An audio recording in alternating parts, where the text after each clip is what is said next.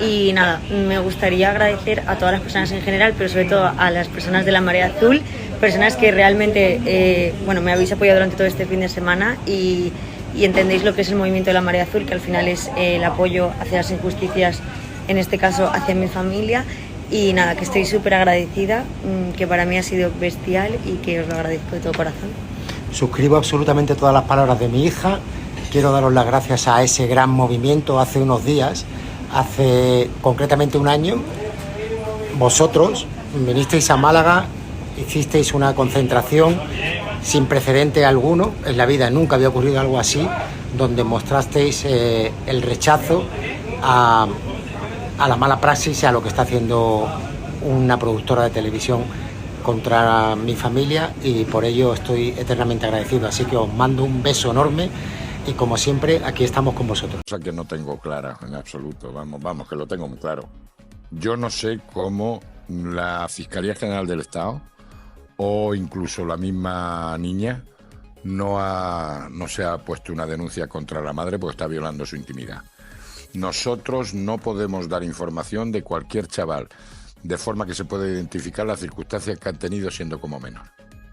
Yo puedo hablar de casos que he tenido, pero nunca puedo identificar que se pueda concretar al chaval del que me estoy refiriendo. Entonces, es una violación de la intimidad de esa niña. Lo que los menores hacen no genera antecedentes penales. Y es una cuestión que atenta contra su intimidad y su propia imagen. Yo no entro en si la Rocíito tiene razón o no tiene razón. Lo que sí está claro es que se ha revelado y se ha desvelado toda la información de esa cría del comportamiento cuando era menor de edad. Y eso debe de quedar en los juzgados de menores. Lo que está ocurriendo con el juicio de Rocío Flores contra la productora de Telecinco es tan serio que puede marcar un antes y un después en la forma de hacer televisión en España. Imagínese la escena: la joven Rocío, con apenas 24 años, entre los juzgados de la Audiencia Provincial de Madrid flanqueada por su abogado, la mirada firme y el gesto tenso. A pocos metros, los fotógrafos disparan sin piedad mientras ella evita las lentes. Al fondo, en la puerta lateral, se cuela también su madre, Rocío Carrasco, acompañada del equipo legal de la Fábrica de la Tele, la empresa que produjo aquel documental donde, a juicio de la hija, se violó su intimidad cuando era menor. Durante años se habló del expediente de la chiquilla, se mostraron partes médicos, informes policiales y detalles de su adolescencia más oscura, todo ello en prime time, entre anuncios de detergentes y tertulias que rascaban audiencia a base de lágrimas familiares. Ahora la hija se ha plantado y exige 1 millón de euros de indemnización, una cifra que puede parecer enorme pero que, según su letrado, representa apenas un pellizco comparado con los beneficios que obtuvo la cadena al exhibir sus traumas. El punto clave del proceso es sencillo de entender. La Ley Orgánica de Protección Jurídica del Menor prohíbe difundir datos que permitan identificar a un menor en circunstancias delicadas. Es decir, aunque la madre o el padre firme un permiso, hay un límite que no se puede traspasar. Lo explica con absoluta claridad el juez de menores Emilio Calatayud, un magistrado que se hizo famoso en los años 90 por sentenciar a chavales problemáticos a estudiar, plantar árboles o sacar buenas notas. Calatayud ha declarado que ni la madre ni el padre pueden autorizar a romper la intimidad de un hijo. Es un derecho fundamental del menor. Si se viola, la Fiscalía debería intervenir de oficio. Esta frase, que muchos medios han reproducido palabra por palabra, resuena como un martillazo. Porque significa que, por encima de la tele, de los contratos y de los sentimientos de la madre, hay un techo legal infranqueable. Si se demuestra que la productora divulgó documentos de la menor con ánimo de lucro, el juez podría imponer no solo la indemnización que pide Rocío Flores, sino además una multa ejemplar que salpique las cuentas de Mediaset. Mientras tanto, Telecinco vive una guerra interna de proporciones bíblicas. Por un lado está Ana Rosa Quintana, que tras la cancelación de Sálvame se ha quedado con las tardes gracias a su programa Tardear y Presume, con cierta elegancia al principio y con indirectas punzantes después, de respetar la ley y la infancia. Por el otro, se encuentran los veteranos de la llamada Fábrica del Grito: Jorge Javier Vázquez, en baja médica y silencio estratégico; Carlota Corredera, que defiende a Rocío Carrasco desde el primer día, y buena parte del equipo que produjo el documental. La tensión se palpa en los pasillos de Fuencarral. Se habla de directivos nerviosos, de correos internos, de un misterioso pendrive verde donde estarían los mensajes que prueban quién ordenó mostrar los informes de Rocío adolescente sin el visto bueno de un juzgado de menores. Si ese pendrive aparece en sala y confirma la imputación directa de la productora, la factura podría alcanzar cifras que a usted y a mí se nos escapan: pérdidas millonarias, contratos rescindidos y un precedente que obligaría a revisar cualquier reality o documental donde aparezcan menores. Pero volvamos a nuestra protagonista. La demanda de Rocío Flores no solo reclama dinero. Pide que se retiren de todas las plataformas de Mediaset, incluida Mi Tele Plus, que cobra cuota, los fragmentos donde se exponen sus informes de salud y sus supuestas agresiones siendo menor. Esto, en la práctica, implica remontar la serie entera, cortar segmentos, sustituir horas de contenido y devolver parte de los ingresos publicitarios. Por eso, la defensa de la fábrica de la tele se agarra a un argumento. Dicen que Rocío Carrasco, como tutora legal, firmó la cesión de derechos y que la hija sabía perfectamente lo que se iba a emitir. El juez Calatayud zanja ese punto con la ley en la mano. Un menor no puede renunciar a su intimidad, ni aunque lo consienta su madre. Simple y claro. Para usted, que lleva toda la vida viendo la tele, quizá esto suene lógico. Pero imagínese la cara de los ejecutivos cuando escuchan semejante sentencia. Es como si un juez les dijera que tendrán que devolver el dinero de todos los programas donde un menor contó sus penas al público. Y por si fuera poco, la Fiscalía podría abrir diligencias penales. Es decir, no solo pagar, sino responder ante un tribunal por vulnerar derechos fundamentales. Por eso, en los corrillos de Telecinco se cuchichea que algunos productores están sacando calculadora y otros ya hablan de trasladar la responsabilidad a los presentadores. Los pasillos arden. Señora, usted recordará aquellas tardes de Sálvame, cuando Rocío Carrasco relataba, entre lágrimas, episodios terribles y se iban sacando carpetas de colores como si fueran cromos. Muchos telespectadores se enganchaban, otros cambiaban de canal, hartos del drama. Hoy, quienes se quedaron mirando atónitos se preguntan si fueron partícipes, sin saberlo, de una vulneración de derechos infantiles. Esa es la pregunta que el juez va a responder dentro de unos meses. Y si la respuesta es sí, caerá una condena que dará la vuelta a la televisión como un calcetín. Usted, que tal vez tenga nietos, reflexione. Si mañana una cadena decidiera enseñar las notas de su nieta, su historial médico o los partes psicológicos, ¿permitiría que lo vieran millones de personas por la noche? Esa es la situación que denuncia Rocío Flores, que su adolescencia fue puesta en bandeja de plata y exprimida para subir audiencia. Por eso exige justicia y, de paso, pone contra las cuerdas a su propia madre, que podría tener que declarar que aquella autorización no valía ni el papel en que se firmó. Y mientras, el público espera, como quien asiste a un partido de tenis, para ver en qué lado de la red cae la última pelota. Así comienza esta historia, con una hija que al fin alza la voz, un juez que le da la razón en los preliminares y una cadena que se juega su reputación y su caja registradora. Quédese conmigo, porque te explicaré con detalle cómo se filtraron los informes, cuánto dinero real se ganó con ese documental y por qué hay directores temblando ante la posibilidad de tener que borrar horas enteras de contenido. Créame, lo que viene ahora puede poner patas arriba medio siglo de programas de corazón. Cuando los abogados de Rocío Flores abrieron la primera carpeta de pruebas ante el magistrado, la sala quedó en un silencio tan denso que se habría podido cortar con un cuchillo. Dentro había copias certificadas de correos electrónicos, hojas de ruta de producción y, sobre todo, un listado con las personas que recibieron los informes médicos de la menor meses antes de que el famoso documental viera la luz. Entre los destinatarios aparecían redactores, realizadores, un ejecutivo de publicidad y un par de directivos de la cadena. Aquello demostraba que los datos de la chiquilla circularon como un folleto de supermercado. El juez deslizó la mirada por encima de las gafas y preguntó, con voz baja, quién había dado la orden directa de incluir esos papeles en el guión. No hubo respuesta inmediata. Según testigos presenciales, el abogado de la productora consultó su reloj, carraspeó y pidió un receso. Fue el primer indicio de que la defensa no tenía una coartada sólida. A partir de ahí empezó el desfile de testificaciones. Una guionista junior confesó que recibió los expedientes en una carpeta llamada material sensible y que le advirtieron, palabras textuales, de que aquello subiría la curva de audiencia a la estratosfera. Ella reconoció que nunca vio un permiso judicial ni la firma de nadie que pudiera garantizar la legalidad de la difusión. Solo sabía que los documentos debían aparecer en pantalla en el episodio 3, exactamente después de un corte publicitario, para que el impacto coincidiera con el bloque más caro de anuncios. Esto explica, según la acusación, por qué las tarifas comerciales de esa noche fueron un 30% más altas que las habituales. Cada minuto costaba casi el doble, porque se esperaba un pico de espectadores enganchados al morbo de los papeles confidenciales.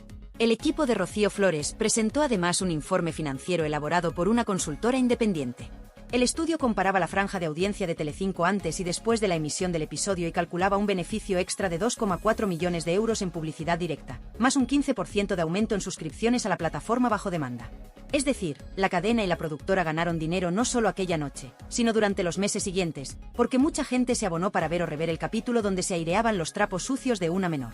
Con estos números sobre la mesa, la defensa de la productora intentó replicar que los informes ya eran públicos al estar incluidos en el sumario de un procedimiento anterior. El juez cortó la objeción recordando el artículo 4 de la Ley del Menor. La publicidad de un expediente nunca legitima que se difunda en televisión identificando al menor. Fue un portazo en toda regla y las miradas dentro de la sala cambiaron de color. Para reforzar su causa, los abogados de Rocío llevaron un perito psicólogo que explicó con palabras sencillas el daño de la revictimización mediática. Recordó que cada vez que el vídeo se reproduce en redes sociales, la afectada revive la agresión a su intimidad. Y añadió un dato que heló la sangre a más de uno. La paciente precisó tratamiento psicológico intensivo durante las semanas posteriores a la primera emisión, con informes de ansiedad, insomnio y miedo a salir a la calle. La fiscal del caso asintió y tomó nota. Para cualquier tribunal, la relación entre difusión y daño psicológico es un argumento contundente. Mientras tanto, fuera del juzgado, el corrillo de reporteros no perdía detalle. Se hablaba de una brecha interna en Telecinco. Parte del personal de informativos no veía con buenos ojos la estrategia de convertir el dolor familiar en espectáculo, y algunos tertulianos de programas matinales empezaron a desmarcarse. Uno de ellos, según un portal digital, gritó entre pasillos que las lágrimas de los hijos no pagan hipotecas. Esa frase corrió por redes como la pólvora y el vídeo llegó a millones de personas en pocas horas. La opinión pública, tradicionalmente dividida, se inclinaba ahora del lado de la hija. En los comentarios abundaban ancianas y abuelos que se indignaban porque una criatura no se vende ni por todo el rating del mundo. Dentro de la sala, la abogada de la productora jugó su última carta. Presentó un documento firmado por Rocío Carrasco en el que autorizaba la difusión de su propio testimonio y los anexos que ella considerara oportunos. Intentó sostener que, como representante legal de la menor en aquel momento, la madre podía dar permiso para mostrar los informes. Fue entonces cuando el juez Calatayud intervino con voz calmada, casi pedagógica. Explicó que el derecho a la intimidad de un menor es inalienable, es decir, no se puede ceder, y que la jurisprudencia del Tribunal Supremo lo ha reafirmado en varias sentencias. Traducción para usted, que nos escucha desde casa. Ni la madre más famosa puede entregar los papeles confidenciales de su hija a una cadena de televisión, y si lo hace, incurre en una ilicitud que la justicia debe reparar. La fiscal pidió la palabra y adelantó que estudiará abrir diligencias penales si se demuestra un perjuicio grave. Eso significa que la causa podría pasar de civil, indemnización económica, a penal, responsabilidad personal, con posibles inhabilitaciones para quienes firmaron la emisión. El rumor se extendió a los departamentos de producción. Algunos trabajadores empezaron a buscar asesoría jurídica por si les salpicaba el escándalo. Para rematar la jornada, el abogado de Rocío Flores introdujo el famoso pendrive en la mesa de pruebas. Contiene, según explicó, la cadena de correos donde se ordena a los montadores incluir el bloque médico aunque sea duro, porque subirá el SARE. El juez admitió la prueba y fijó la próxima vista en 4 semanas. La noticia reventó los noticiarios de tarde y enseguida se formaron tertulias improvisadas en los programas de Ana Rosa y Sonsoles Onega. En ambos platós, periodistas de trayectoria recordaron casos pasados. La niña Mariló, cuyos informes psiquiátricos aparecieron en un docu-reality, o aquel menor británico cuya foto bañándose se viralizó sin consentimiento. Con un matiz, ninguno de aquellos casos llegó a juicio con tanto eco mediático ni con la posibilidad real de condena millonaria.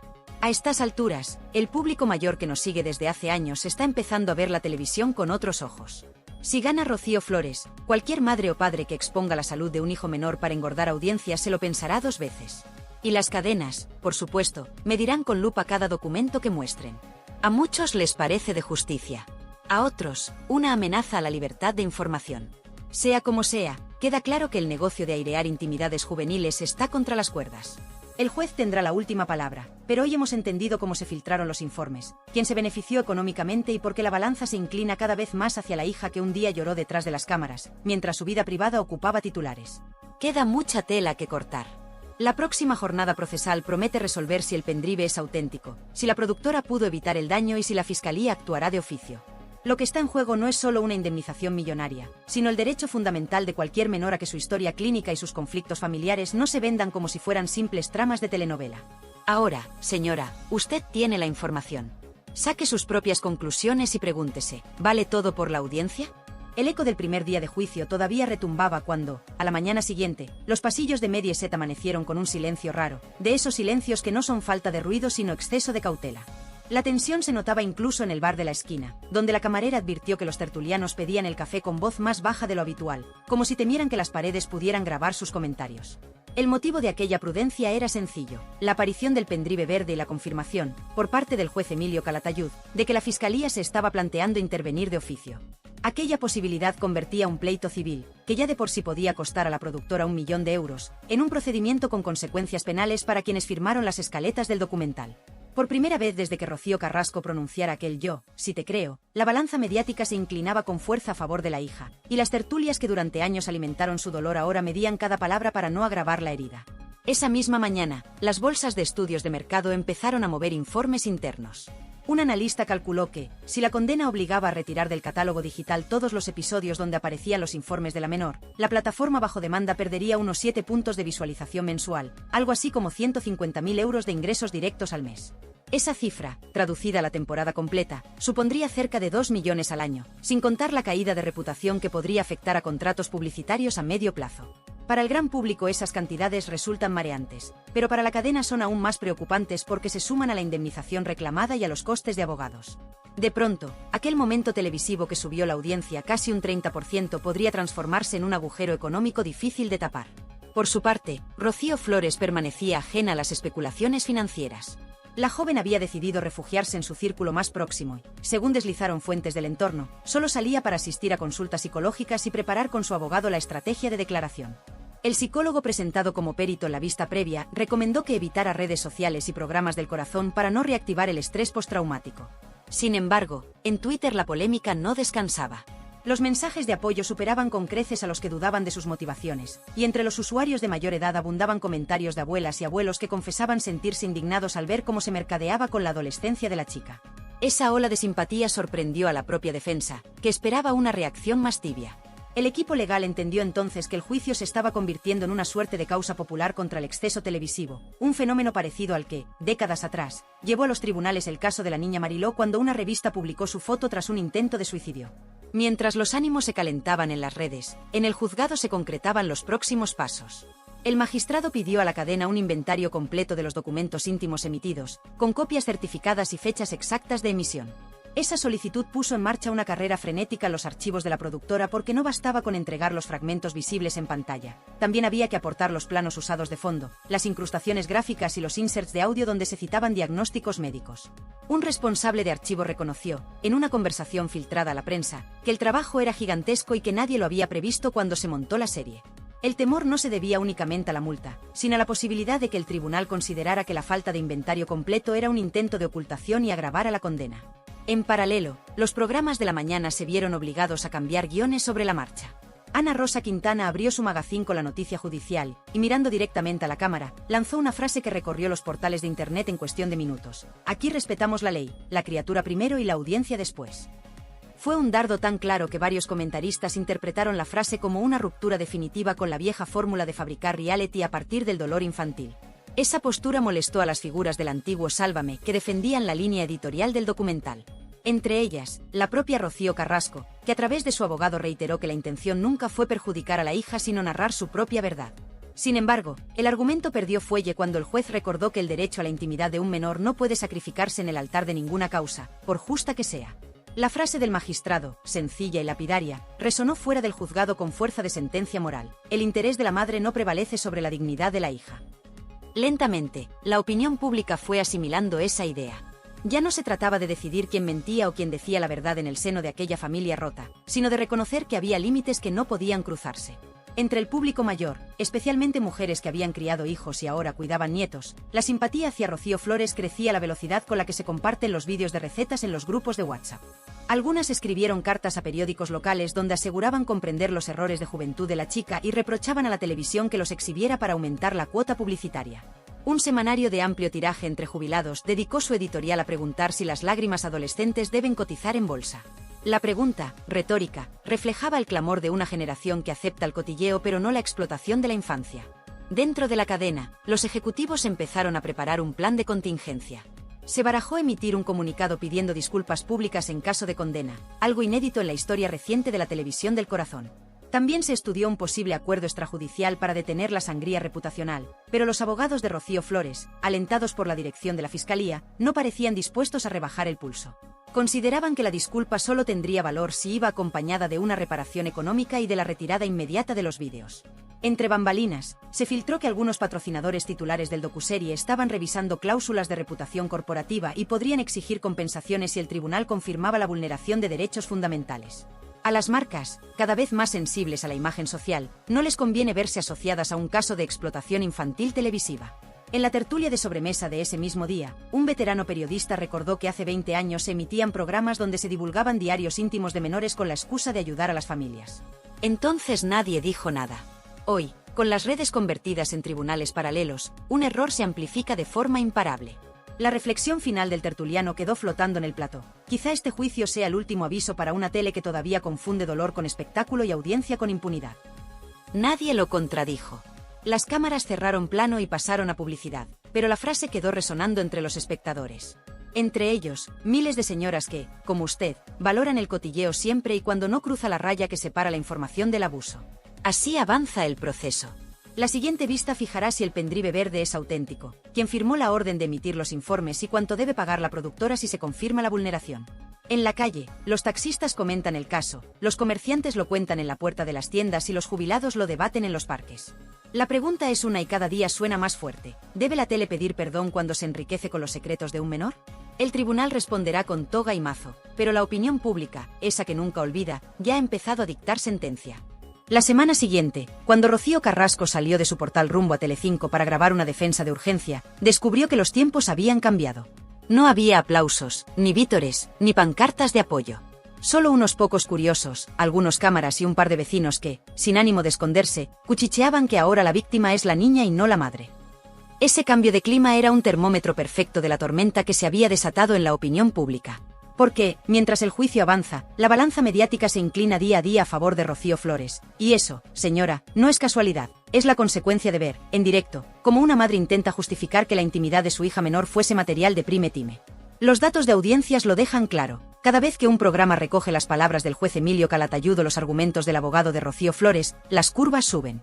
Y cada vez que Rocío Carrasco intenta explicar que ella tenía derecho a contar su verdad completa, el interés baja. El espectador, sobre todo el que ha criado hijos, no admite que se comercie con informes médicos y partes policiales de un chiquillo, por mucho dolor que haya de fondo. Y eso lo saben los directores de contenidos, que empiezan a retirar la defensa cerrada a Carrasco y a hablar de errores cometidos en un contexto emocional. Una forma elegante de decir, nos pasamos de la raya y ahora nos toca recular. Para colmo de Rocío Carrasco, han aparecido antiguos colaboradores que en su día la defendieron a capa y espada y que ahora confiesan, entre susurros, que no sabían la gravedad legal de aquel episodio. Uno de ellos, técnico de sonido, ha filtrado fragmentos de reunión donde se escuchan frases como esto impacta seguro o aunque sea menor, la audiencia se va a disparar. Esas grabaciones, de confirmarse su autenticidad, demuestran que no hubo un desliz inocente, sino una estrategia calculada. Y eso, en un juzgado, pesa más que cualquier lágrima televisiva. Mientras tanto, Rocío Flores se ha convertido en la voz de quienes, durante años, se sintieron impotentes al ver cómo la televisión reabría sus heridas más íntimas. Ha concedido 2 entrevistas breves, pautadas al segundo por su equipo legal, en las que repite un mensaje sencillo: no quiero revancha, quiero respeto y reparación. Esa frase cala en la gente mayor. Una señora de Bilbao escribió al programa de Sonsoles Onega diciendo que por primera vez siente compasión por la niña y que si la condena no llega, será una injusticia para todos los menores expuestos. Ese tipo de mensajes se multiplican, y los productores toman nota. Ahora vender sufrimiento infantil ya no garantiza aplausos, puede costar sanciones moral y dinero. En cuanto a Fidel Albiac, su silencio es interpretado como complicidad. Las redes se llenan de memes donde lo presentan como el guionista en la sombra. Un digital asegura que él sugirió contextualizar las agresiones de Rocío Flores con documentación interna, y aunque el abogado de la madre lo niega, la sospecha ya prende como yesca. De hecho, la defensa de la productora, en un giro que muchos califican de desesperado, insinúa que los documentos ya circulaban por despachos forenses antes del documental. Pero eso no les libra de responsabilidad. Que la información sea accesible no autoriza su emisión pública. Es como decir que una receta de la abuela puede publicarse sin permiso porque está en una libreta al alcance de cualquiera. La ley es clara: si afecta a un menor, la puerta está cerrada. La polémica crece cuando un columnista veterano publica que Rocío Carrasco cobró un extra por cada episodio del documental donde se hablaban de sus conflictos con la hija. La cifra, 30.000 euros por capítulo, no se ha verificado oficialmente, pero corre por foros y tertulias. El abogado de Rocío Flores lo aprovecha y recuerda que el lucro a costa de la intimidad ajena agrava el daño moral. De pronto, la historia de Madre Coraje se tambalea y se convierte en un relato de negocio televisivo. Y ahí es donde la opinión pública se polariza definitivamente. La madre pasa de víctima a victimaria, y la hija, de agresora a damnificada. En paralelo, Telecinco enfrenta un problema de imagen.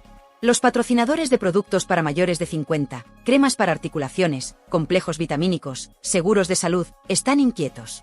Ese público rechaza el uso de menores en contiendas mediáticas y amenaza con cambiar de canal.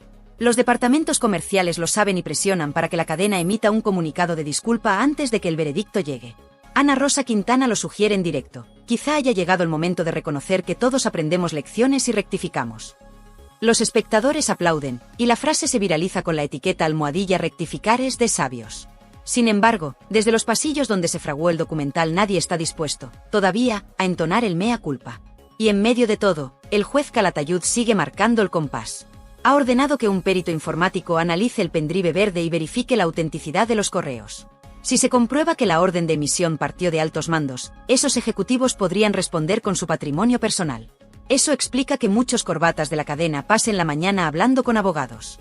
El miedo al precedente es real. Si Rocío Flores gana, cualquier menor explotado en realities podría reclamar indemnizaciones millonarias.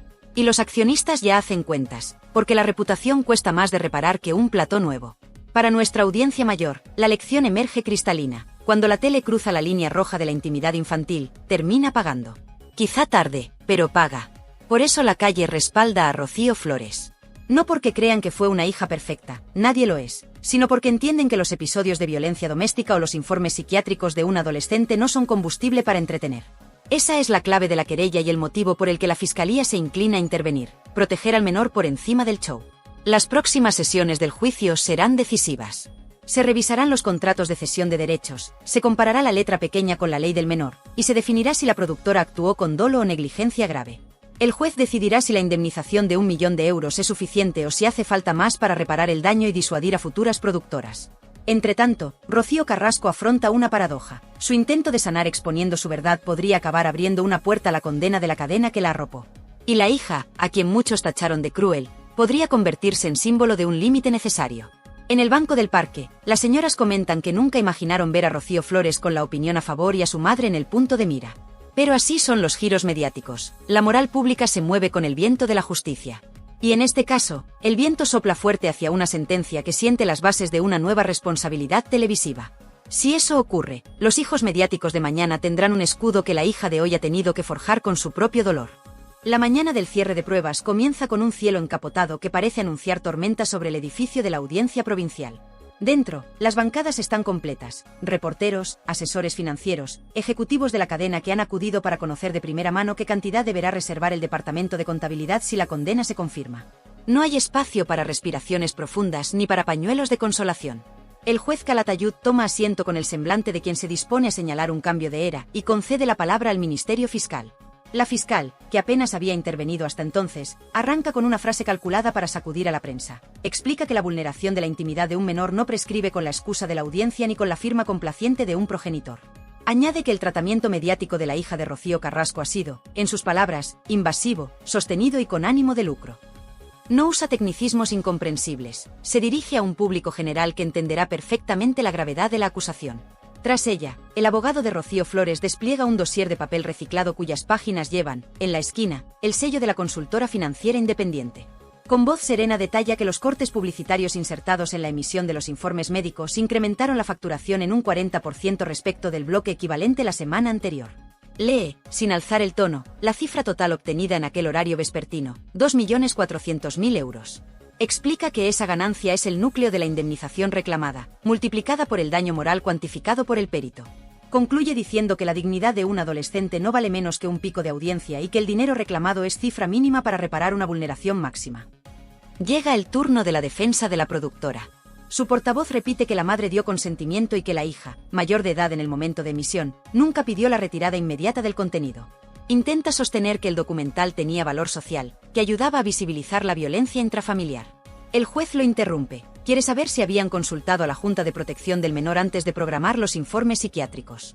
El abogado admite que no. Calatayud asiente con un gesto que algunos interpretan como un martillazo simbólico. La admisión de omisión de medidas de protección es aceite sobre el fuego de la acusación. Mientras las togas intercambian argumentos, los móviles de los reporteros vibran con titulares que ya se preparan para la edición digital de mediodía. Una filtración anónima confirma que 2 patrocinadores de perfil senior, que financiaban parte de la publicidad en la franja de tarde, han enviado cartas de queja por el uso de menores en horario protegido. La fuga de anunciantes se convierte en el fantasma que recorre los pasillos del grupo audiovisual. Aunque la defensa intenta restarle importancia, el juez pregunta con frialdad si la cadena dispone de un plan de corrección editorial para evitar futuros atropellos. El silencio que sigue es tan pesado que el secretario judicial revisa sus notas para no cruzar miradas. En la segunda fila se sienta Rocío Flores, con la mirada fija en el estrado. Lleva un cuaderno abierto en las rodillas. Conforme avanza la sesión, garabatea palabras sueltas que, según explicará luego su abogado, son frases del juez que quiere recordar: intimidad inviolable, menor de especial protección, aprovechamiento comercial indebido. Rocío Carrasco, situada al lado contrario de la sala, mantiene la cabeza alta y la espalda recta, pero el pulso que delata su muñeca tensa se aprecia incluso a distancia. Para ella, el proceso se ha convertido en un juicio público a su maternidad, algo para lo que no parece existir una estrategia de comunicación convincente. Cada vez que la defensa la mira en busca de complicidad, sus ojos se desvían hacia un punto indefinido de la pared, como si necesitara refugio allí donde no lo hay. El perito informático sube al estrado con el pendrive verde custodiado en una bolsa sellada. Explica que ha verificado las firmas digitales de los correos y que no existe indicio de alteración. Lee en voz alta un mensaje clave: estos informes de la menor subirán la curva, incluidlos tras la pausa de las 22:40. Es la prueba de intención que la acusación esperaba. Nadie discute su autenticidad. El ambiente se hiela, porque ya no se trata de un posible error de juicio, se trata de estrategia comercial calculada con reloj y tabla de porcentajes. El juez anota, la fiscal asiente y algunos directivos de Telecinco bajan la cabeza. A media mañana, el magistrado declara visto para sentencia el bloque de pruebas. No fija fecha, pero sugiere que el fallo será rápido por la gravedad de los hechos y la urgencia social. En la puerta del juzgado, las cámaras captan a Rocío Flores saliendo entre apretones de periodistas. No dice nada, solo repite el gesto que ha aprendido estos días: apretar los labios, mirarlos de frente y avanzar sin pronunciar una sílaba que pueda ser titulada fuera de contexto. Su abogado, en cambio, habla poco pero dispara certezas. La ley protege a los menores, el tribunal lo ha entendido y la productora deberá asumir responsabilidades.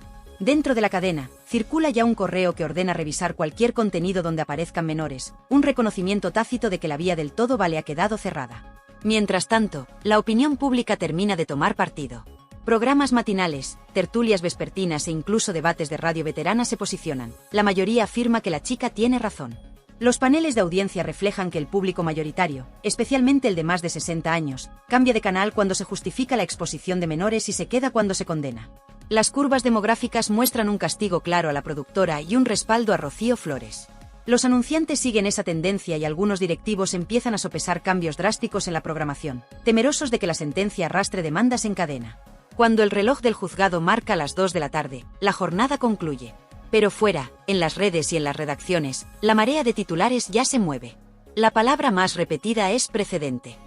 Si el veredicto da la razón a la hija, la década dorada del docudrama basado en traumas familiares habrá llegado a su fin. Si dicta lo contrario, el mensaje a la sociedad será que la infancia puede convertirse en moneda televisiva sin castigo. Nadie en la puerta se atreve a apostar públicamente en voz alta, pero las miradas, las reacciones en directo y los informes filtrados revelan una certeza: esta batalla ya no se libra solo por 1 millón de euros, sino por la autoridad moral sobre los límites del espectáculo. Queda esperar la sentencia, pero el cambio de paradigma empieza a sentirse como un temblor que sacude los cimientos de la televisión de sobremesa, esa que tantas tardes acompañó a los mayores, pero que hoy aprende que incluso el chisme tiene límites cuando afecta la dignidad de un menor. Ahora que el juicio ha destapado por completo las costuras del caso, las voces del público retumban con más fuerza que nunca. La Carrasco es un verdugo, todo mi apoyo a Rocío Flores, dice Aurora con casi un centenar de pulgares arriba. Francisca lo remata en pocas palabras: justicia para Rocío Flores, y su mensaje rebasa los 100 corazoncitos. No son comentarios aislados, son un clamor que se repite como un martillo, mensaje tras mensaje, día tras día. María Magdalena va aún más allá y sentencia sin rodeos: la Carrasco se merece estar en la cárcel. Y el aplauso virtual supera muchos titulares de los grandes periódicos. Ese respaldo masivo se entiende fácil. La gente mayor, la que vivió la televisión cuando todavía era en blanco y negro, no tolera que se hagan audiencias a costa del sufrimiento de una hija. Y si alguien aún duda, ahí está la intervención del juez Emilio Calatayud, que ha puesto voz legal a lo que millones piensan en sus casas. Rafi lo resume mejor que cualquier editorial: todo mi apoyo a Rocío Flores, ole por el juez. 68 apoyos en un solo comentario, y subiendo. La aritmética del sentimiento popular no engaña. En los corrillos de barrio, se repite la misma idea: una madre no es la que pare, es la que protege. Ese es el mantra que corre por los grupos de WhatsApp de abuelas y tías. Cher lo escribió tal cual y ya suma más de 20 adhesiones. Porque el argumento que Rocío Carrasco repite, yo tenía derecho a contar mi verdad, se viene abajo en cuanto el juez recuerda que la intimidad de un menor es inviolable, le pese a quien le pese. En la calle hay indignación, pero también agradecimiento hacia la hija. Adriana lo expresa con ternura: Rocío Flores ha demostrado ser una buenísima persona por no haber denunciado antes a su madre. 92, me gusta, avalan esa opinión, y un buen puñado de respuestas insisten: Rocío ha tenido paciencia de santa. Y la pregunta flota: ¿Por qué la Fiscalía tardó tanto en actuar? Este país es un mojón y así nos va, escribe Ana, y 35 usuarios le dan la razón con un clic. Ni los tertulianos más afilados podían haberlo dicho con tanta contundencia. Mientras tanto, Alba Carrillo se lleva su propio recado. María José confiesa que no la soporta, y más de 60 personas aplauden. Gloria la llama impresentable, Cari la tilda de insoportable y Manoli confiesa que vomita solo de oírla. No es un ataque gratuito, es la reacción de un público que percibe el oportunismo de quienes alimentaron el circo mediático. Si la cadena creía que podía seguir usando esos rostros para controlar la narrativa, los comentarios prueban que el espectador ha abierto los ojos. Y cuando hablamos de castigo moral, la palabra karma se vuelve recurrente. Natividad vaticina que a Rocío Carrasco le llegará el karma, y 27 pulgares acompañan su profecía. Teresa no se queda corta, la mala madre al banquillo. 103 reacciones demuestran que la mayoría quiere una condena ejemplar, y de paso, un aviso a navegantes para futuras productoras. Señora, si a estas alturas comparte usted esa indignación, hágase oír. Déjenos su comentario con el hashtag #Justicia para Rocío Flores y cuéntenos qué debería pasar con la madre que, según muchos, vendió la intimidad de su propia hija. ¿Cree usted que la cárcel es castigo suficiente? ¿O bastaría con retirar el documental y pagar una indemnización millonaria? Sus palabras, sumadas a miles de voces, marcan el pulso que las televisiones ya no pueden ignorar. Y si todavía no lo ha hecho, pulse el botón de suscribirse. Aquí seguiremos cada paso de la sentencia, cada giro de guión, cada maniobra legal de última hora. Active también la campanita, porque en cuanto el juez Calatayud dicte veredicto, seremos los primeros en contárselo, sin maquillaje y sin mordaza. Además, comparta este vídeo con ese amigo, o esa vecina curiosa, que aún defiende la versión de Rocío Carrasco. Que escuche la voz del pueblo, un pueblo que en su mayoría corea lo mismo que Teodosia, autora del mensaje más rotundo, justicia para la mala madre, al banquillo. Más de 100 personas le dan la razón, y ese respaldo crece minuto a minuto. Antes de cerrar, un último favor, deslícese hasta los comentarios y responda a esta pregunta sencilla. ¿Debe la televisión pagar por cada lágrima que provocó? Su respuesta ayudará a medir la temperatura social y, créame, los directivos de los grandes canales leen estos foros con más atención de la que imagina. Así que no se quede al margen. Participe, opine, suscríbase y, sobre todo, esté atenta. Porque el juicio entra en su recta final y la sentencia puede sentar un precedente que proteja a todos los menores expuestos a la luz impúdica del plató. Aquí estaremos para contarlo. Y usted, con su apoyo, hará que la verdad se oiga más alto que cualquier sare de audiencia. Cosa que no tengo clara en absoluto, vamos, que lo tengo muy claro. Yo no sé cómo la Fiscalía General del Estado o incluso la misma niña no se ha puesto una denuncia contra la madre porque está violando su intimidad. Nosotros no podemos dar información de cualquier chaval, de forma que se pueda identificar las circunstancias que han tenido siendo como menor.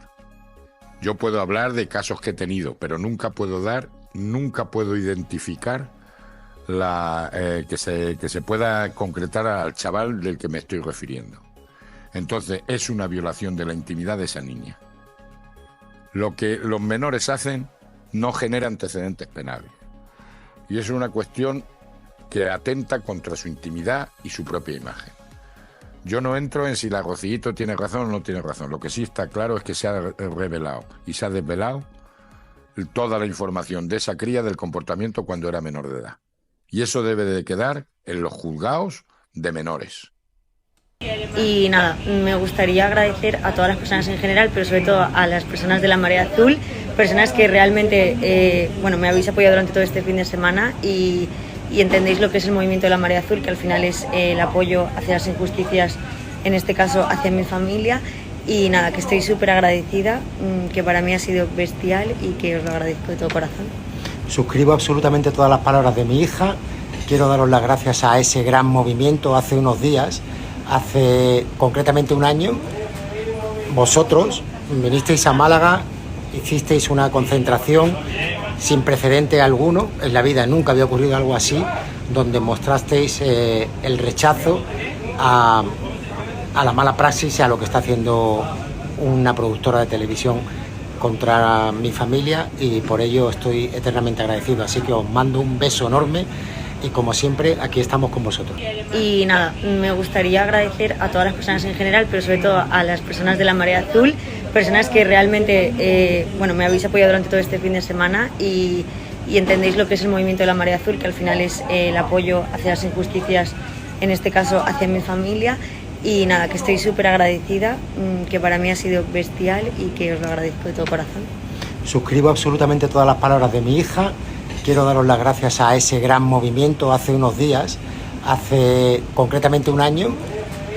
Vosotros vinisteis a Málaga, hicisteis una concentración sin precedente alguno en la vida, nunca había ocurrido algo así, donde mostrasteis el rechazo a la mala praxis y a lo que está haciendo una productora de televisión contra mi familia, y por ello estoy eternamente agradecido. Así que os mando un beso enorme y, como siempre, aquí estamos con vosotros.